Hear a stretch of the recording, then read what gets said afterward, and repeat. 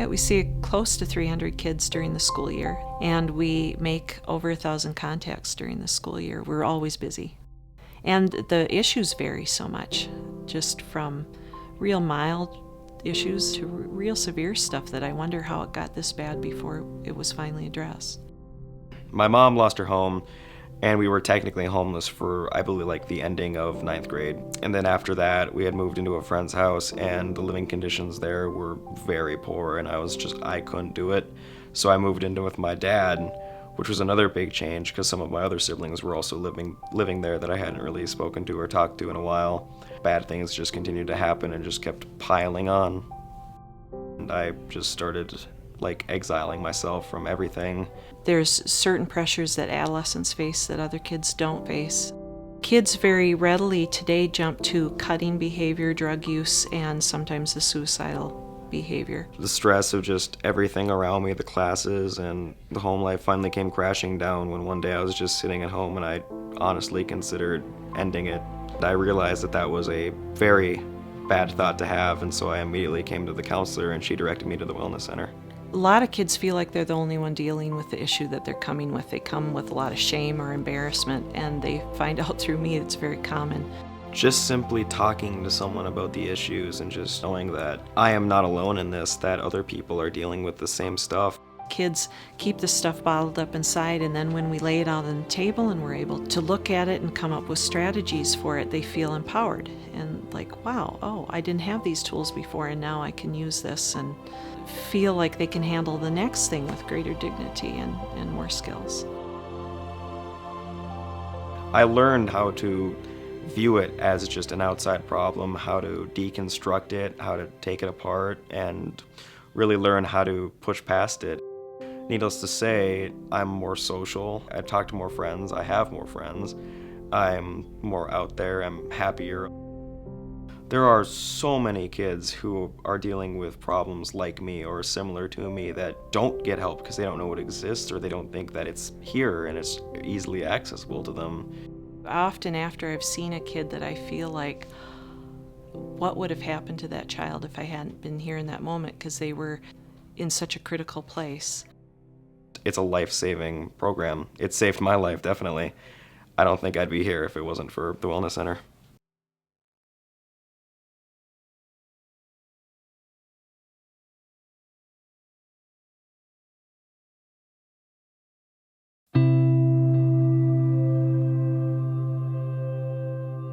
I was given an offer to get a credit card.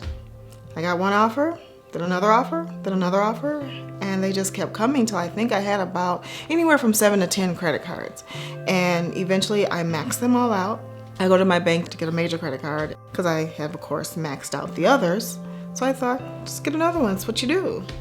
And they denied me, and they told me about FamilyMeans.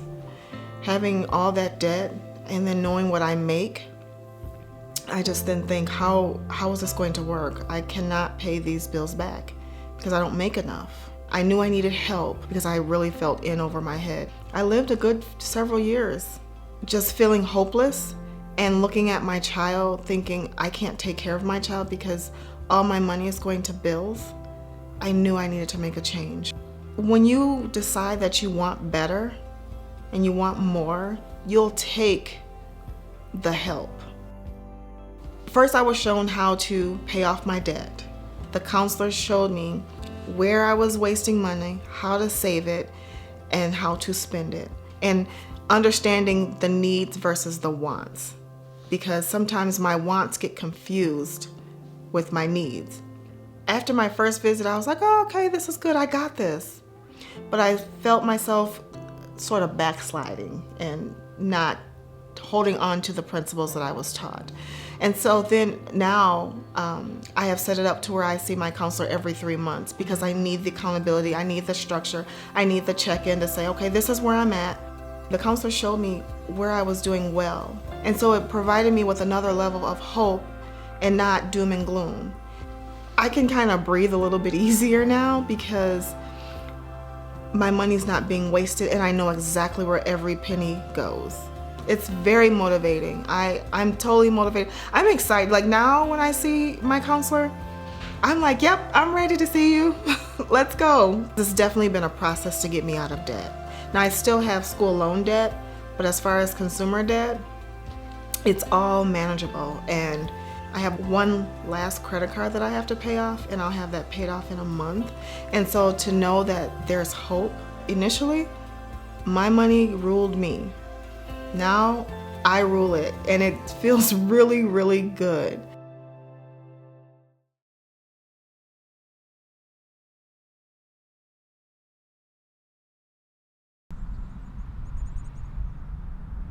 When FamilyMeans evaluated with the community and said, what is your greatest need?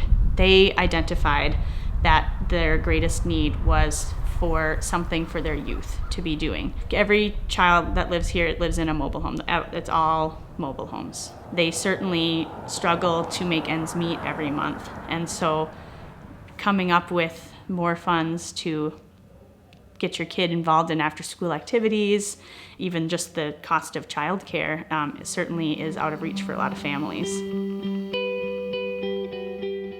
Our youth programs here are kindergarten through 12th grade. The first physical need we're meeting is just safety for them, that this is a safe place for kids to go. We're also wanting to enrich their lives.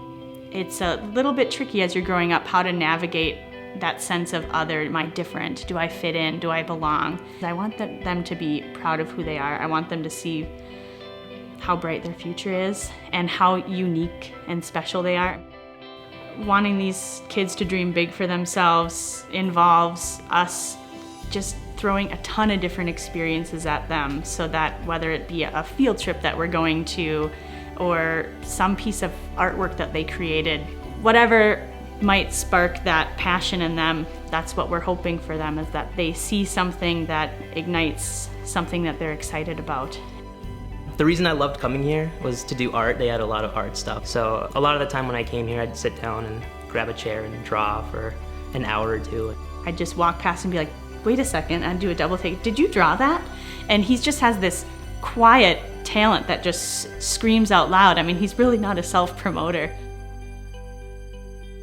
I found out that I loved art more than I actually thought, more than I knew.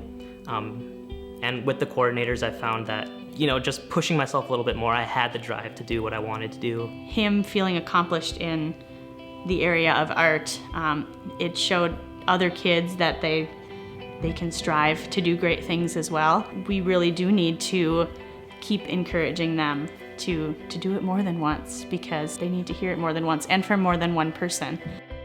One of the things I remember the most about the program was one of the coordinators helped me a lot during my ACT practice. She really pushed me to value school more than I did when I was younger, and I really appreciate her for that. I'm the first one in my family to go to college, and that's a really big deal. I just think how exciting it is that he's just such a pioneer, and that his younger brother or younger sister could end up following in the same path. I had more of a drive than I ever had doing anything else. I really feel all that energy is going more into my life now. I can finally take the time to be what I could be instead of being what I wasn't being without the program.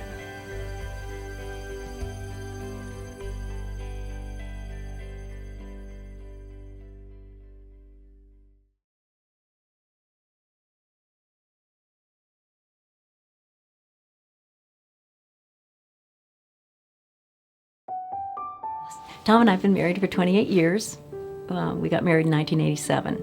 It was a dream come true. This is the life that I wanted to lead, just in terms of being happy each day and wanting the best for each other and loving our family and enjoying life.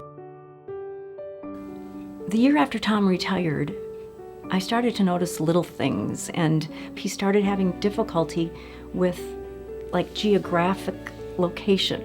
So we would draw out just to remind him where it was he was going.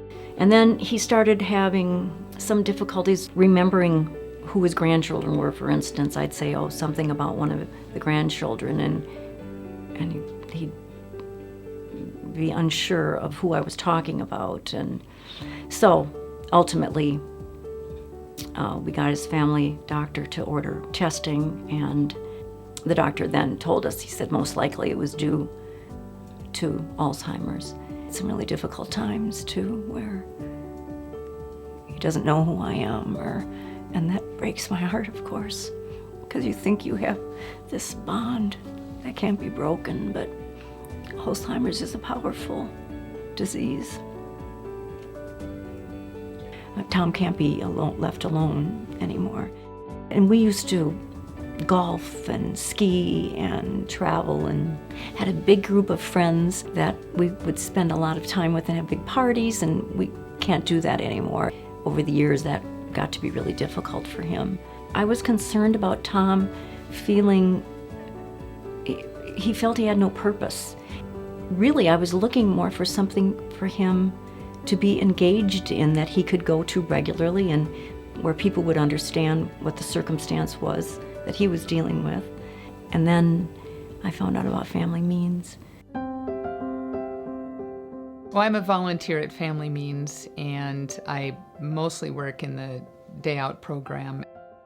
We hang out with folks who need 24/7 care, and typically that care comes from a family member.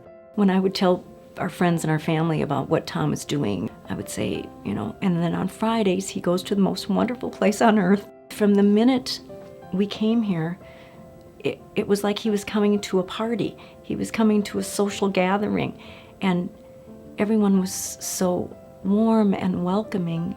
And the gift is seeing Tom so happy and enjoying himself. There's nothing better than that. And then, of course, I get those hours to myself to do whatever I need to do. But really, it's seeing him so happy. I just would pray that other people who are going through what we've been through would have something like this. I've said to Tom many times, we didn't choose to go through this, and it's not easy to go through what we're going through, but we have met the most wonderful people in this process. And it's FamilyMeans. It is. It's a gift.